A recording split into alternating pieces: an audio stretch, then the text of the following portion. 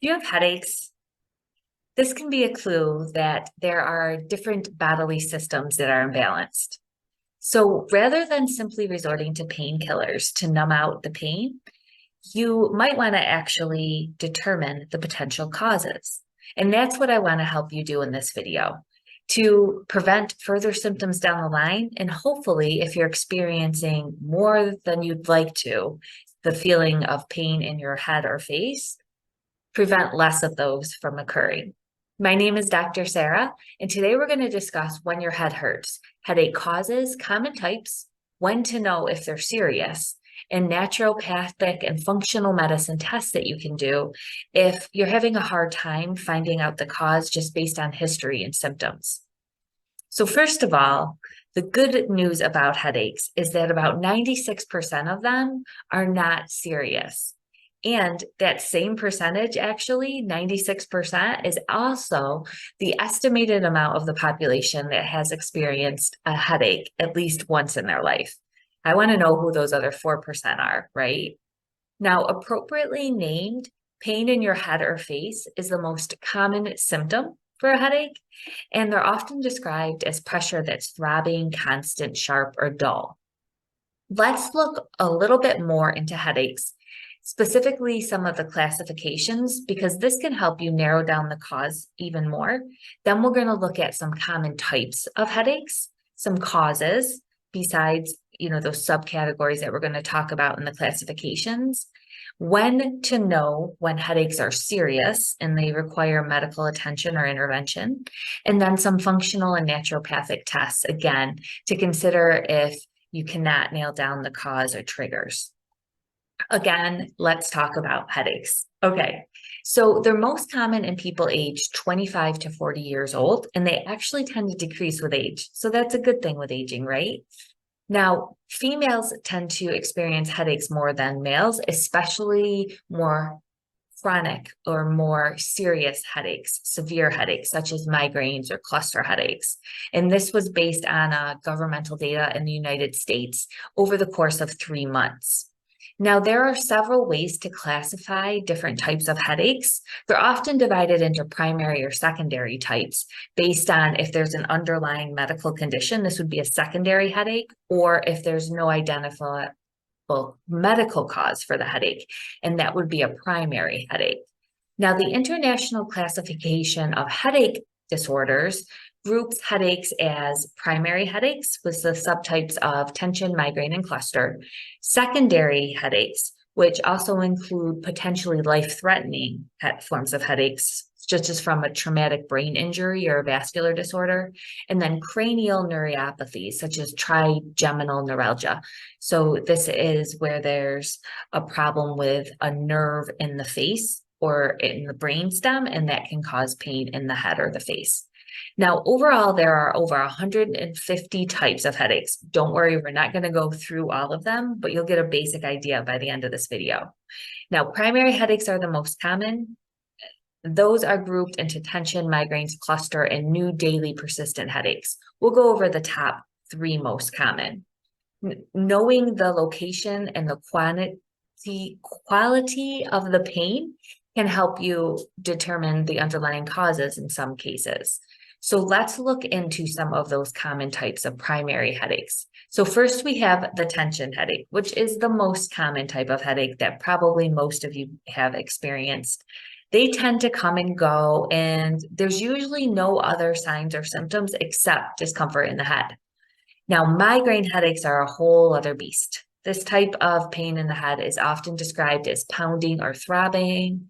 They can have a duration of 4 hours to 3 days, and they generally occur at regular intervals, such as once a month or once a week. And they're often divided into 3 phases with different individualized symptoms. Not everybody goes through the aura phase. There is usually a prodromal phase, a prodrome phase, and this is the warning signs that the headache is coming on. Usually there'll be a change in mood, of energy, of appetite, of thirst, of going to the bathroom, and this can last a few hours to days again. Then some people will experience the aura phase. About 1 in 3 or 4 migraine sufferers have this. And these are strange sensations that occur prior to or at the start of the headache. And they can be changes in vision, skin sensations, or language issues, having a hard time finding words.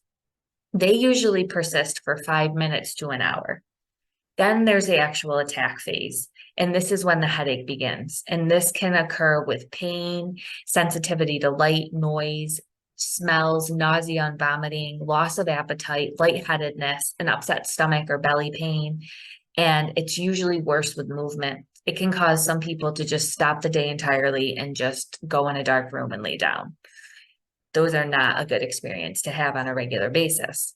Cluster headaches, they're the most severe types. They're appropriately named because they happen in clusters, 1 to 3 times a day even. They can last 2 weeks to 3 months. The duration of each headache, specific headache in this cluster, is 15 minutes to 3 hours. So you can imagine people that suffer with cluster headaches. It's intense and it's draining. They can have intense burning or piercing pain behind one or around one eye. It can be throbbing. It can be constant. It can be so bad that all they have to do, like the migraineurs, is just stay still and get out and just shut their eyes and move away from everything. Sometimes on the side of the pain, the eyelid will droop, it will redden, the pupil will actually get smaller, and the eye will make tears. The nostril can also get stuffy, right? And you can get some stuffiness. Almost some people might think as allergy symptoms, which it could be one of the triggers, and it can be pretty scary for someone who all of a sudden gets these cluster headaches. And again, it can be pretty debilitating, even though they're not classified as a serious medical emergency.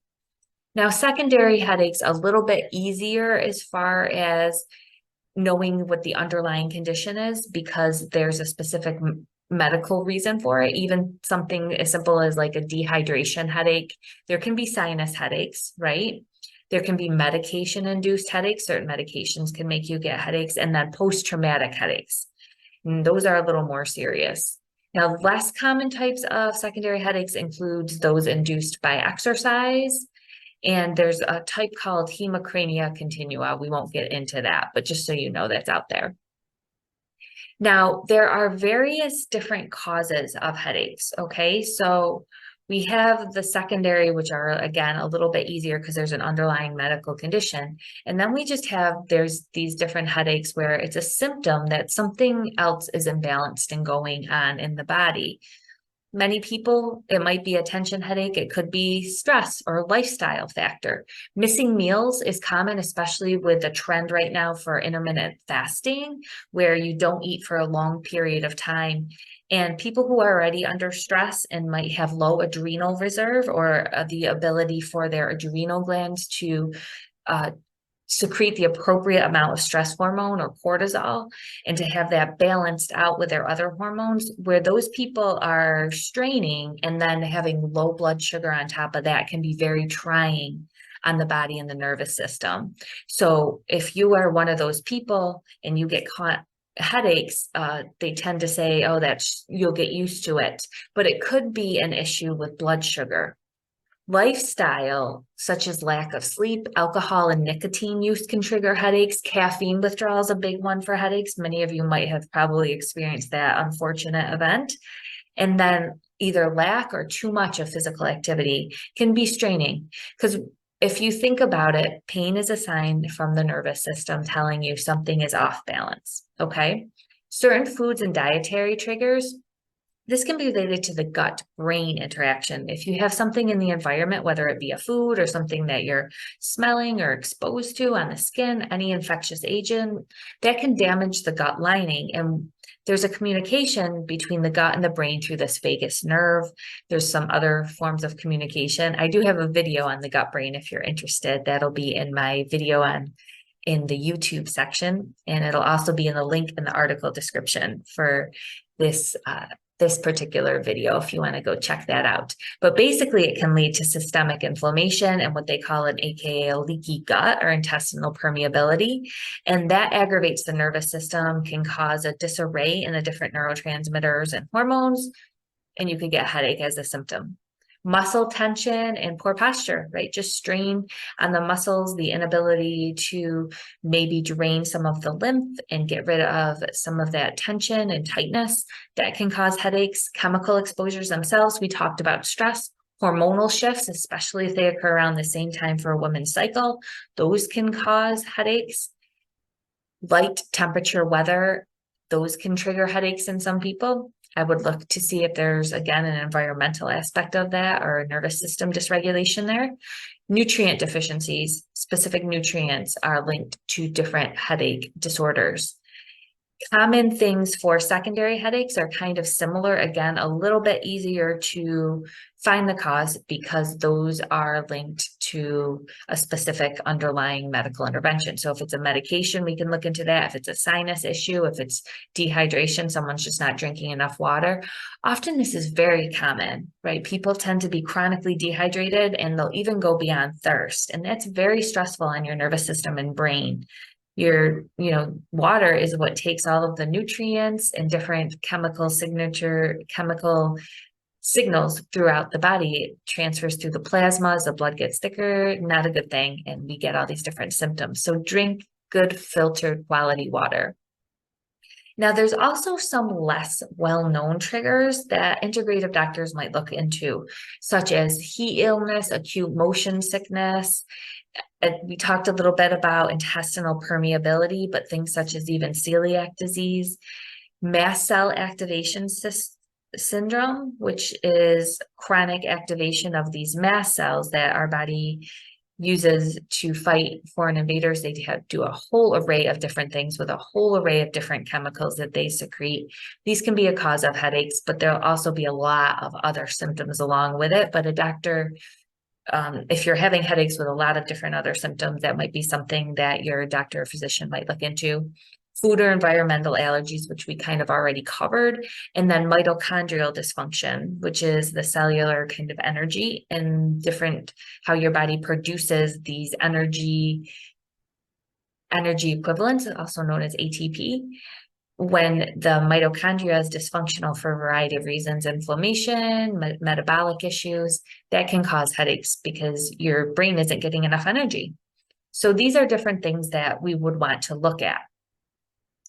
And let's say, though, that there are different signs and symptoms that go along with headaches that could tell us that they could be a little bit more serious than kind of digging into these kind of little chronic lifestyle factors or exposures or certain things such as that. And it's important to know when a headache is serious. Now, obviously, if there's just been a trauma, right, or a head impact and there's a headache, that's definitely something to seek out. If it is a headache that's explained as the worst headache someone's ever had, and they also have a co-occurrence with something such as a fever or new symptoms, that is something to explore, especially if it's sudden. Now, there's an acronym called SNOOP used to remember if there's headache red flags where it could be dangerous and you just want to get yourself checked out. Again, this is only going to be in about 4% of cases, but let's look at those just so you know. So if there's systemic illness symptoms like a fever, or if somebody already has an illness such as cancer, pregnancy, or chronic immune deficiency, you might want to, and the headache is sudden and worse, you might want to check that out. That's the neurological signs or symptoms: confusion, seizures, the eyes actually start to bug out. These are a sign of a potential medical emergency. Onset is new or sudden. Again, that's the O. So we have the systematic illness, the neurological signs or symptoms, anything where there's confusion or seizures or anything like that. Onset is new or sudden. Other associated features, such as there's been a head trauma, there's drugs or toxins involved, a headache being so bad it awakens you at night. It's worse with coughing or exertion. These are signs that the headache might be serious. And then if there's been a previous headache history with a progression or change in characteristics. So that's the SNOOP. Systemic illness, neurological signs, onset is new or sudden, other associated features, and previous headache history. The causes that might be related to some of these are traumatic brain injury, really high blood pressure, bleeding in the brain or stroke, meningitis or infections, and carbon monoxide poisoning or toxin exposure. So you do want to know if that's happening straight away. Again, not to panic. Most headaches are benign, but it's something to be aware of if you're ever in that situation, to just snoop around a bit and see if there are red flags.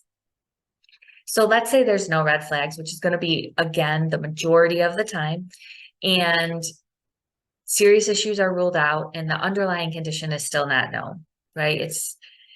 It's up in the air. Somebody's experienced chronic headaches. Naturopathic and functional medicine doctors may seek to do additional testing to find the cause. And they're going to correlate this with the history and the patient's symptoms. You never want to just go by lab tests alone and just treat the test. You always want to look at the individual. So abnormal levels of any of the following could be a sign that they could be contributing to headaches. The good thing with also running some of these additional tests as needed is you can also find if the headaches are signaling an imbalance before it gets too severe, where there's a lot of other symptoms going on at once. And again, a longer time to kind of heal when we let things kind of go, right? So a comprehensive metabolic panel is something a practitioner can do. It assesses electrolyte balance, including hydration. So it's going to look at all of your different minerals in the body, protein status, your acid base balance, your glucose or blood sugar levels, and your liver and kidney function. So just by running that, we can see if there's different avenues to explore for any bodily imbalances. A complete blood count with a differential. This is where we measure the red and the white blood cells and their size. And that helps us indicate if there's an infection, an inflammation, or anything form of anemia, such as those linked to nutrient deficiencies or chronic diseases, or even if they're severely low iron or bleeding issues. Now, after these tests are run and say, we still want to explore a little bit more, some functional medicine or naturopathic doctors may dive a little bit deeper. They might go into hormonal panels because hormonal imbalances could be triggering headaches, and say, we're not sure when it is in the cycle or if it's an off balance of estrogen or progesterone or cortisol. You can run those different tests either in the blood, the urine, or the saliva. And there's certain tests that kind of are better for certain things. You can run, see how your body's breaking down those different hormones in a urine test. You can also run thyroid tests. Oftentimes people with low thyroid function will experience headaches a little bit more frequently than they'd like.